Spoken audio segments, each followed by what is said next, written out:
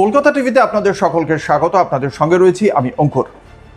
NEET প্রশ্ন ফাঁস কাণ্ডে প্রধানমন্ত্রী নরেন্দ্র মোদী বৃহস্পতিবার গভীর রাতে তিনি ভিডিও বার্তা দিয়েছিলেন। সেলফি মোডে সেই ভিডিও বার্তায় তিনি ছাত্রদের প্রতি তিনি যে ছাত্রদের পাশে রয়েছেন এই আন্দোলনটাকে তিনি যৌক্তিক বলেও জানিয়েছিলেন কার্যত, এবং সেখানে তিনি বলেছিলেন ছাত্রদের এই সমস্ত উদ্বেগের নিরসন করতে তিনি একগুচ্ছ পদক্ষেপ করছেন। একদিকে যেমন ক্যাবিনেট, কেন্দ্রীয় সরকারের যে মন্ত্রিসভা, সেই মন্ত্রিসভা একটি বিল আনতে চলেছে যা আগের বিলটিকে আরও শক্তিশালী করবে। 2 নম্বর, ফাস্ট ট্র্যাক কোর্টের নির্দেশ দিয়েছেন তিনি। গতকাল রাত্রের মধ্যেই আমরা দেখেছি ক্যাবিনেটের পক্ষ থেকে সেই বিলটিকে অনুমোদন দেওয়া হয়েছে, ফাস্ট ট্র্যাক কোর্ট গঠন করা হয়ে গিয়েছে। আগামী সোমবার দিন সংসদে এই বিল পেশ হবে এবং এক্ষেত্রে এই নতুন বিলে যে শাস্তির পরিমাণ, অভিযুক্ত যদি দোষী সাব্যস্ত হয় সেক্ষেত্রে সর্বোচ্চ 10 বছরের কারাদণ্ড এবং 10 কোটি টাকা জরিমানার করা শাস্তির বিধানও রয়েছে এই বিলে, এই সংস্থান রয়েছে এখানে।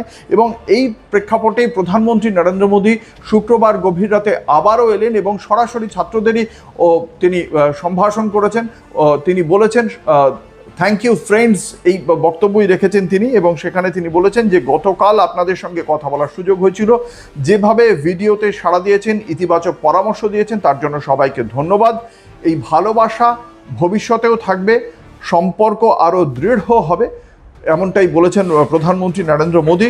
এবং বৃহস্পতিবার রাতে দেওয়া প্রতিশ্রুতি অনুযায়ী কেন্দ্রীয় মন্ত্রিসভার পক্ষ থেকে যে পদক্ষেপ, তার প্রেক্ষিতে অগ্নিগর্ভ রাজনৈতিক পরিস্থিতিতে কোনো তরজায় না গিয়ে পরপর 2 দিন 2টি ভিডিও বার্তায় দেশের ছাত্র সমাজকে বন্ধু সম্বোধন করে প্রধানমন্ত্রী বোঝাতে চাইলেন সরকার তরুণ সমাজের যে যন্ত্রণা সেটা অনুধাবন করেছে এবং শুধু অনুধাবন করেই ক্ষান্ত হয়নি সরকার, এক্ষেত্রে প্রয়োজনীয় পদক্ষেপ করছে কেন্দ্রীয় সরকার, সেটাও তিনি জানিয়েছেন।